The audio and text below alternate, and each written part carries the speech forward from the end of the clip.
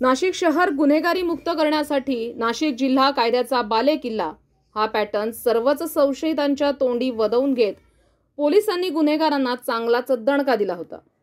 आता मात्र एका खंडणी प्रकरणामुळे थेट भाजप नेते सुनील बागुल यांच्या संघटनेचंच नाव आल्यानं त्यांच्या समोरील अडचणी वाढल्या आहेत। रामवाडी ते विसेमाळा मार्गावर 25 सप्टेंबर रोजी व्यावसायिक सचिन साळुंखे याच्यासह कारवर गोळीबार केल्यासंदर्भात रामवाडीतील बागुल गँगचे संशयित अजय दिलीप बागुल, सागर सुधाकर बागुल, गौरव सुधाकर बागुल, प्रेमकुमार दत्तात्रय काळे, वैभव विकी दत्तात्रय काळे, मामा उर्फ बाबासाहेब वाल्मिक राजवाडे, अमोल भास्कर पाटील, संदीप रघुनाथ शेळके, बाब्या उर्फ सचिन सुखलाल कुमावत, पप्प्या उर्फ दिलीप जाधव, अजय जेठालाल बोरिसा यांच्यावर गुन्हा दाखल झाला। त्यानंतर आता सुनील बागुलांची चौकशी होणार का असा प्रश्न उपस्थित होतोय आणि आता या प्रकरणामुळे म्हणजेच सुनील बागुल यांच्या संघटनेचंच नाव आल्याने त्यांच्या समोरील अडचणी वाढल्या असल्याची शक्यता आहे।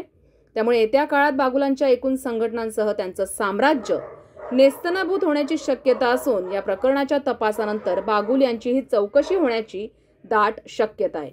तर काय आहे प्रकार जाणून घेऊया।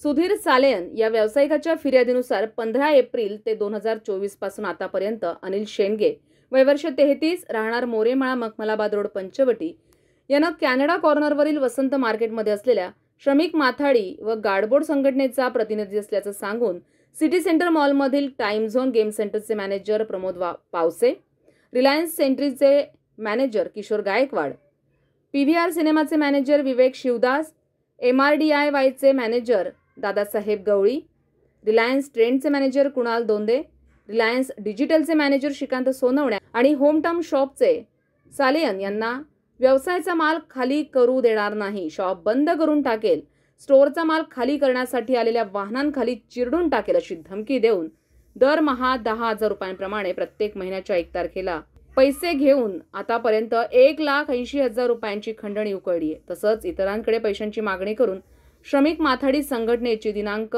विरहित पावती देऊन धमकी देखील दिली आहे। या सर्व प्रकारामुळे बागुलांच्या एकूण संघटनांसह त्यांचं साम्राज्य नेस्तनाभूत होण्याची शक्यता वर्तवली जाते आणि या प्रकरणाच्या तपासानंतर आता बागुल यांचीही चौकशी होणार का असा प्रश्न निर्माण होतोय। संविधान न्यूज, नाशिक।